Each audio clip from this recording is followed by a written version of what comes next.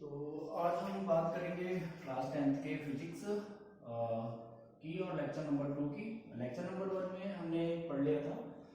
Lecture number 1 में हमने क्या क्या डिस्कस किया था? हमने चार्ज के बारे में डिस्कस किया था, ठीक है। उसके बाद हमने इलेक्ट्रिक करंट के बारे में डिस्कस किया था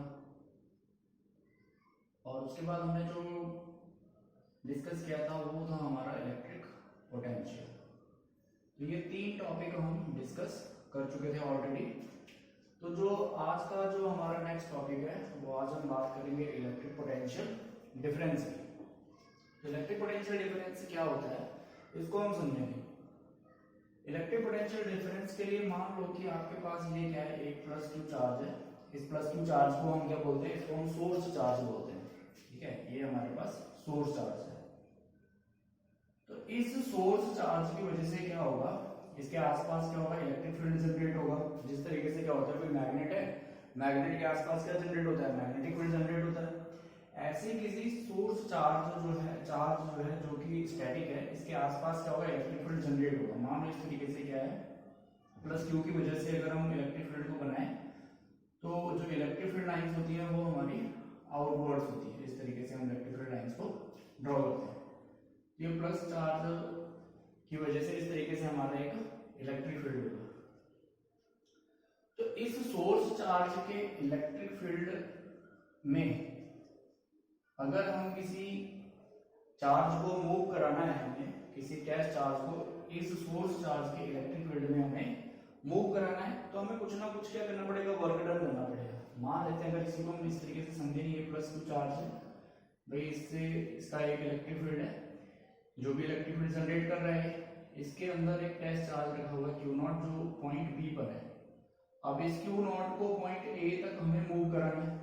तो इस +q चार्ज की वजह से Q0 पर, क्योंकि Q0 जो होता है ऑलवेज पॉजिटिव होता है, टेस्ट चार्ज को हम पॉजिटिव मानते हैं, तो इस +q चार्ज की वजह से इस Q0 पर क्या होगा, एक इलेक्ट्रिक फील्ड वर्क करेगा या इलेक्ट्रिक फोर्स वर्क करेगा, जिसकी डायरेक्शन क्या होगी, आउटवर्ड होगी।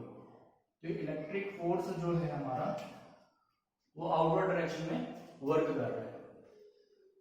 तो अब हमें क्या करना पड़ेगा, इस इलेक्ट्रिक फोर्स के अगेंस्ट हमें कुछ ना कुछ वर्क डन करके Q0 को पॉइंट A पर हम लेकर आएंगे। तो Q0 को मान लो कि हमें इस पॉइंट A पर लाना है, तो हमें क्या करना पड़ेगा भाई, कुछ ना कुछ वर्क डन करना पड़ेगा। तो हम बोल सकते हैं इलेक्ट्रिक पोटेंशियल डिफरेंस क्या होता है, in the electric field of a source charge, the amount of work done in bringing a unit test positive charge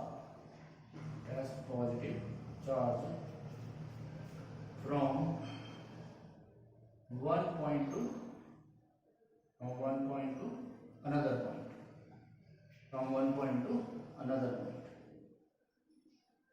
ठीक है। तो अगर इसको हम पॉइंट्स की फॉर्म में डिफाइन करें तो अब हमारा फाइनल पॉइंट क्या है, बी इनिशियल पॉइंट है और हमारा फाइनल पॉइंट क्या है, ए। इसको हम किस तरीके से लिखेंगे, क्योंकि ये सोर्स चार्ज के पास वाला पॉइंट है तो इस पर इलेक्ट्रिक पोटेंशियल ज्यादा होगा, तो हम लिखेंगे इसको VA - VB is equal to होगा हमारे पास W/Q0। तो इस VA - VB को हम लिख सकते हैं del V is equal to W/Q0। तो ये हमारा क्या हुआ, इलेक्ट्रिक पोटेंशियल डिफरेंस का फॉर्मूला हुआ। अगर इसकी SI यूनिट की बात करें तो SI यूनिट जो है इसकी वोल्ट होगी, ठीक है। तो इस तरीके से हम इलेक्ट्रिक पोटेंशियल डिफरेंस को डिफाइन करते हैं। फिर से एक बार समझ लें, कोई सोर्स चार्ज है, सोर्स चार्ज की वजह से एक इलेक्ट्रिक फील्ड डेवलप होगा। उस इलेक्ट्रिक फील्ड के अंदर हमें किसी टेस्ट चार्ज को एक पॉइंट से दूसरे पॉइंट तक लाने के लिए कुछ ना कुछ वर्क डन करना पड़ेगा। ये वर्क डन हमें क्यों करना पड़ता है, क्योंकि ये +q चार्ज जो है इस Q0 को रिपेल करेगा। तो इस इलेक्ट्रोस्टैटिक फोर्स के अगेंस्ट हमें क्या करना पड़ेगा, एक F एक्सटर्नल अप्लाई करना पड़ेगा। F एक्सटर्नल अप्लाई करेंगे, वो F एक्सटर्नल जब अप्लाई करेंगे तो हमें B को A तक लाने में कुछ ना कुछ वर्क डन करना पड़ेगा, और वही वर्क डन अगर पर यूनिट चार्ज पर होता है तो उसको हम इलेक्ट्रिक पोटेंशियल डिफरेंस बोलते हैं। जो इलेक्ट्रिक पोटेंशियल डिफरेंस की बात मैं अगर करूं तो इलेक्ट्रिक पोटेंशियल डिफरेंस जो है, इलेक्ट्रिक पोटेंशियल डिफरेंस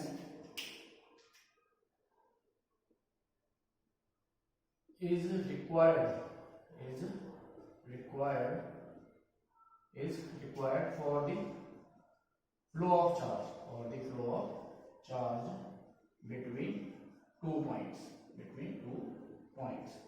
अगर जैसे मान लो एक पॉइंट ए है और एक पॉइंट बी है, इसका पोटेंशियल वी है और इसका पोटेंशियल वी बी है, तो अगर ये दोनों पोटेंशियल के अंदर डिफरेंस है, V A equal to greater than है वी बी या V A less than V B है, तो दोनों के बीच कुछ ना कुछ डिफरेंस का होना जरूरी है, तभी इन दोनों के बीच में चार्ज का फ्लो हो सकता है। तो हम कह सकते हैं कि इलेक्ट्रिक किसी सर्किट में अगर दो पॉइंट्स के बीच में अगर इलेक्ट्रिक पोटेंशियल डिफरेंस है तो क्या होगा, उन दोनों पॉइंट्स के बीच में इलेक्ट्रिक चार्ज का फ्लो होगा और इलेक्ट्रिक करंट हमें मिल जाएगा। तो ये तो हमारा इलेक्ट्रिक पोटेंशियल डिफरेंस। अब हम बात करते हैं नेक्स्ट जो टॉपिक है हमारा ओम्स लॉ के बारे में हम बात करेंगे। जो नेक्स्ट टॉपिक है हमारा ओम्स लॉ। ओम्स लॉ जो है वो हमें क्या बताता है, वो हमें देखना है। तो पहले तो समझ लें, अब इलेक्ट्रिक करंट हमने पढ़ लिया, इलेक्ट्रिक पोटेंशियल डिफरेंस हमने पढ़ लिया है। तो ओम्स ने क्या किया, ओम्स लॉ जो है बेसिकली ये क्या करता है, ओम्स लॉ जो है हमें बताता है relation between electric current and electric potential difference, तो ये भाई ओम्स लॉ हमें बताता है। अब ओम्स लॉ के अकॉर्डिंग क्या होगा, देखो ओम्स लॉ के अकॉर्डिंग क्या होगा, at constant temperature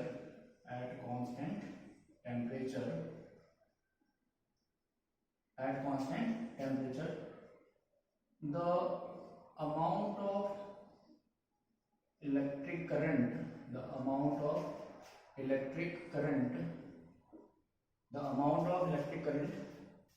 in any electric circuit is directly proportional to the electric potential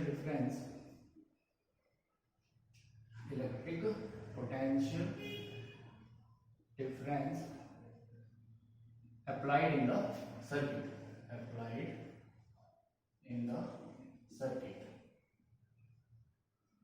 तो ये समझे, इसने ये बताया कि कांस्टेंट टेम्परेचर लेना है कि यदि हम किसी सर्किट के अंदर टेम्परेचर को वेरी नहीं करते तो ऐसा होगा, मान लो ये एक हमारे पास इलेक्ट्रिक सर्किट है, ये एक कंडक्टर है, ठीक है, मैंने तो बताया था कि जो भी कंडक्टर होता है, कंडक्टर का एक अपना रेजिस्टेंस होता है। मान लो इस कंडक्टर का अपना कुछ रेजिस्टेंस है, इस तरीके से इसका रेजिस्टेंस है। इसको हमने क्या किया, एक कंडक्टर को इसके पॉइंट हुए ए और बी, इसका रेजिस्टेंस आर मान लिया हमने। रेजिस्टेंस के बारे में डिटेल में बात करेंगे अभी। मान लो चलो ये कंडक्टर है, इसका एक अपना रेजिस्टेंस है। अब इसको एक बैटरी के साथ हमने जोड़ दिया है। इस बैटरी का एक पॉजिटिव टर्मिनल नेगेटिव, तो यहाँ से क्या होगा, करंट का फ्लो होगा, क्योंकि दोनों के बीच पोटेंशियल डिफरेंस अप्लाई है। मान लो इस सर्किट के अंदर आई करंट आएगा, तो ओम्स के अकॉर्डिंग क्या होगा, जो सर्किट के अंदर करंट आएगा, आई की जो वैल्यू होगी वो वी के डायरेक्टली प्रोपोर्शनल होगी। यानी कि अगर हम v की वैल्यू को इंक्रीज करते जाएंगे तो सर्किट के अंदर करंट की वैल्यू भी कंटिन्यूअसली इंक्रीज होगी। इसी को हम इस तरीके से लिख सकते हैं v प्रोपोर्शनल i लिख दिया। तो इस प्रोपोर्शनैलिटी कांस्टेंट को अगर हम यहां से हटाएं तो प्रोपोर्शनैलिटी साइन को हटाएं तो एक कांस्टेंट हम यूज करते हैं r, तो ये हो जाएगा r है। तो अगर r की वैल्यू निकाली जाए तो यहाँ v/i होगा। यानी कि किसी भी इलेक्ट्रिक सर्किट के अंदर अगर मैं v/i का रेशियो फाइंड करता हूं तो वहां पर जो v/i होगा वो हमेशा एक कांस्टेंट होगा। यही ओम्स का लॉ था। ओम्स ने बता दिया कि I की वैल्यू जो होगी वो इलेक्ट्रिक पोटेंशियल डिफरेंस के डायरेक्टली प्रोपोर्शनल होगी। जैसे जैसे आप V की वैल्यू को इंक्रीज करेंगे तो I की वैल्यू इंक्रीज होगी। तो यही जो कांस्टेंट निकल कर आ रहा है, ये v/i का रेशियो जो R आ रहा है, इसी को हम बोलते हैं सर्किट का रेजिस्टेंस। अब आपको एक चीज ध्यान रखनी है, जो सर्किट का रेजिस्टेंस होता है वो v/i के रेशियो के इक्वल है। ये v और i की वैल्यू पर डिपेंड नहीं करेगा। जैसे अगर मैं इसको ग्राफिकली आपको समझाऊं, मेरे कहने का मतलब ये है, जैसे मान लीजिए ये x एक्सिस हो गया हमारे पास और ये इधर हमारे पास y एक्सिस है। अब मान लो आपने क्या किया, इलेक्ट्रिक पोटेंशियल डिफरेंस मान लिया यहाँ पे 1 volt 2 volt 3 volt 4 volt 5 volt और इधर हम करंट की वैल्यू को मान रहे हैं। मान लिया कि 1 वोल्ट पर जो इधर मान लो करंट हमारा एम्पियर में है, समझने के लिए मान लिया यहाँ पर ये 1 एम्पियर है, या इसको मान लो ये 0.5 मान लो, ये 1 1.5 2 2.5। तो इस तरह हमने मान लो सर्किट के अंदर जो इलेक्ट्रिक पोटेंशियल डिफरेंस अप्लाई किया 1 वोल्ट, उस समय हमें जो करंट की वैल्यू मिली वो 0.5 मिली, तो इन दोनों को हमने ज्वाइन कर दिया। फिर हमने इलेक्ट्रिक पोटेंशियल 2 वोल्ट किया, तो उस समय जो करंट की वैल्यू आई वो 1 वोल्ट हो गई, वो 1 एम्पियर हो गई, ठीक है। इलेक्ट्रिक करंट की यूनिट एम्पियर होती है तो एम्पियर में आएगा, ठीक है। अब मान लो हमने पोटेंशियल को कर दिया 3 वोल्ट, तो उस समय जो 3 वोल्ट किया उस समय हमें करंट मिला वही 1.5। अब हमने करंट जो है अगर हमें 2 एम्पीयर मिलता तो उसमें हमने देखा सर्किट के अंदर वोल्टेज जो अप्लाई की हमने वो कितनी अप्लाई की है, वो हमने जो अप्लाई की वो 4 वोल्ट अप्लाई की। तो अगर इन सभी पॉइंट्स को अगर मैं ज्वाइन करूं तो हमें क्या मिलेगी, एक स्ट्रेट लाइन मिलेगी। तो ओम्स लॉ में क्या होता है, ओम्स लॉ में V और I के बीच अगर हम ग्राफ प्लॉट करते हैं, V की वैल्यू इलेक्ट्रिक पोटेंशियल डिफरेंस और I की वैल्यू के बीच में अगर हम ग्राफ प्लॉट करें तो हमें एक स्ट्रेट लाइन मिलती है। अब ये x एक्सिस के साथ अगर अब मैं बात करूं, एक पॉइंट A है, ये B पॉइंट है, C पॉइंट है, D पॉइंट है, तो अगर इन पॉइंट्स पर V अपॉन I का रेशियो निकाला जाएगा, VA निकालो, ठीक है, VA अपॉन IA, तो इस समय ये वैल्यू कितनी आएगी, VA अपॉन IA कितना आएगा 1 अपॉन 0.5, तो ये कितना हो जाएगा 10 अपॉन 5, ठीक है। तो ये कितना आया 2 ओम आ गया। ऐसे ही अगर मैं B पॉइंट पर बात करूं तो VB अपॉन IB की वैल्यू निकाली जाए तो वहां पर वोल्टेज कितनी है हमारी 2 है और करंट कितना है 1, तो यहाँ पर भी कितना आएगा 2 ओम। ऐसे अगर VC अपॉन IC की वैल्यू निकाली जाए तो वो कितनी आएगी, VC कितना है 3 और हमारे पास जो करंट की वैल्यू है 1.5 है, तो यहाँ से अगर वैल्यू निकालेंगे तब भी कितना आएगा 2 ओम।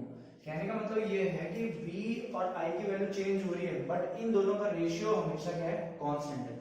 तो यही हमारा ओम्स का लॉ है कि V अपॉन I का जो रेशियो होगा इलेक्ट्रिक सर्किट के लिए वो कांस्टेंट होगा, बट यहाँ पर एक कंडीशन ध्यान रखनी है कि हमें टेम्परेचर को क्या रखना है, कांस्टेंट रखना है।